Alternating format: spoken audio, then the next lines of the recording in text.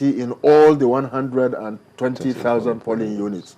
It's not there in this country, you know, because that database has to be operational so that wherever you go with your card, you know, it will be verified in the database. Really, Nigeria, even mobile technology, what percentage of the country is covered? Maybe at most 60 or 70%, you know, but even the coverage, how efficient is it? So frankly, we are not there yet, but it's something we will work towards. Our database will be comprehensive enough and versatile enough to do that, but we will need a national, this is a systemic problem. You need the national technological infrastructure to be able to move ahead with that. So if we're not, you know, gotten to the stage where any Nigerian can vote in any part of the country, the question will also be, is there any hope for people living in diaspora?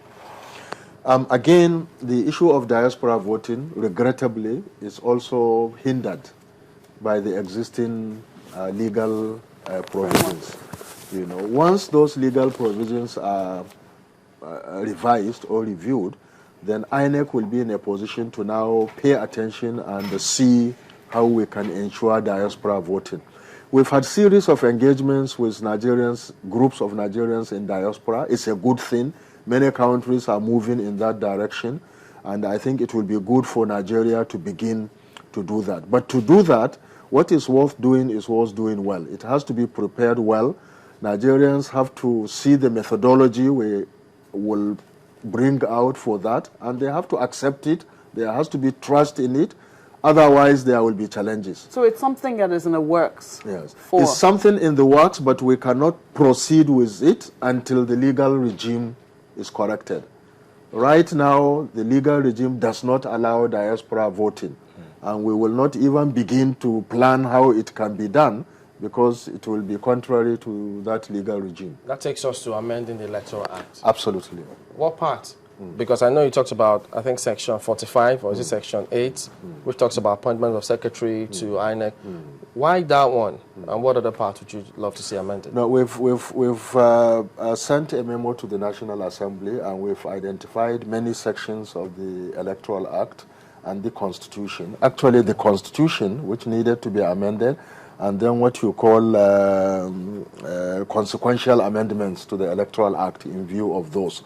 You know, for example, one of the greatest challenges we had was with the nomination of party candidates, where under Section 31 of the Electoral Act, which says that any candidate that a party gives to us, we must accept, and we cannot reject it for any reason whatsoever. And we've seen contradictions. Section 87 says that candidates nominated by parties must have emerged from democratic primaries. And democratic primaries mean that there is a form of election. You know. But we have had situations when we did the 2011 elections, when we monitored party congresses.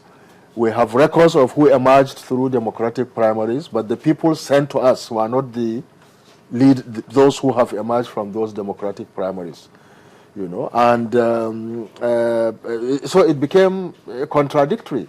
If we had rejected them, we would have been blamed for interfering in the internal affairs of the parties and for breaching Section 31. Meanwhile, the democratic aspirations of Nigerians would be better discharged if Section 87 is complied with, you know. So we have requested that that aspect should be addressed. What will it be amended to? There is a clause towards the end which says shall not be rejected for any reason whatsoever.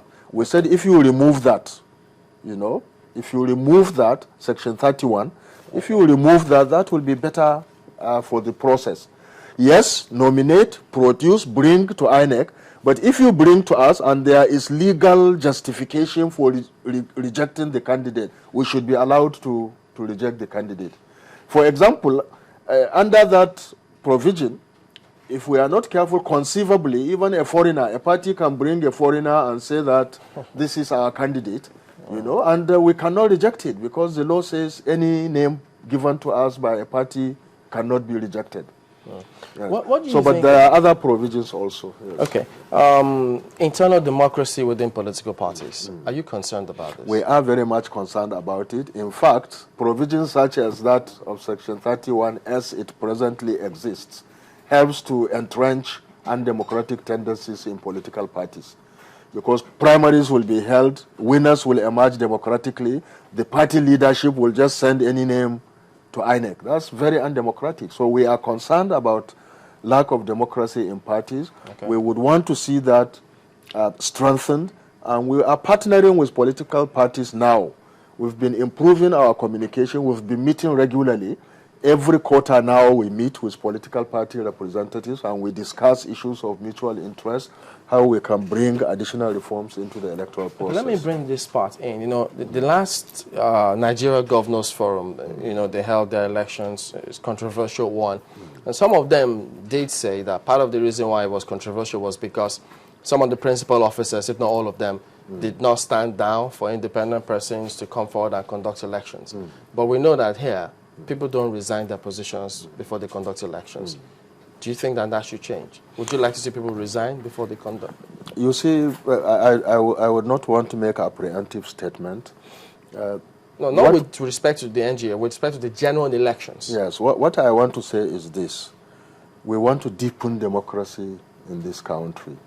You cannot deepen democracy with people who are not Democrats presiding over political parties or even civil society organizations. You cannot deepen democracy without Democrats. We must work to build Democrats. We must ensure political parties are based on democratic practices, and their constitutions must have aspects that promote democratic conduct internally. Our job as INEC is to ensure that they comply with the provisions of the Electoral Act and they comply with the provisions of their own constitutions when they come to do elections and to nominate candidates. And obviously, there is a lot much that is desired in terms of parties doing this democratically. So we need to entrench democracy in political parties. It's a fundamental hindrance to the project of democratic deepening and having credible elections. But it's not an impossible task. We all have a responsibility. Even the parties need to work hard to reform themselves. And we are beginning to see signals, that is happening. And we hope that between now and 2015, a lot more effort will be paid to the need to improve internal party democracy amongst parties. If you ask me, anywhere between 60 and 75% of the challenges with regards to the integrity of the election has to do with lack of internal party democracy.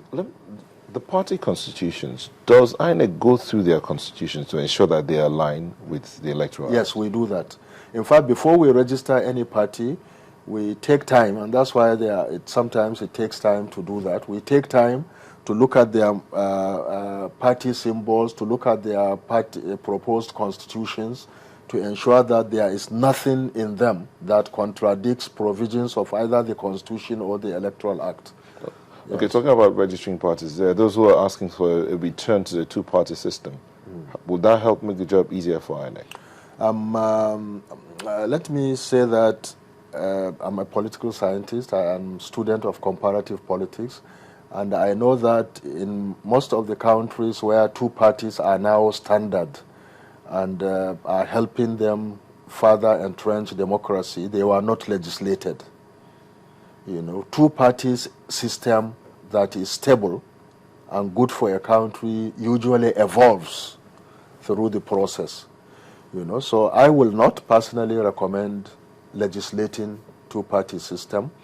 But with time, as our democracy deepens and matures, we may reach a time when Nigerians themselves will see two-party system as a norm.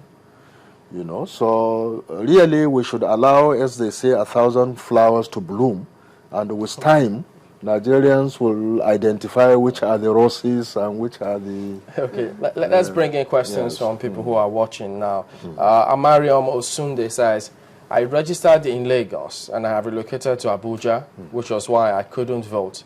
how do I get my permanent voter's card? It's very, very clear that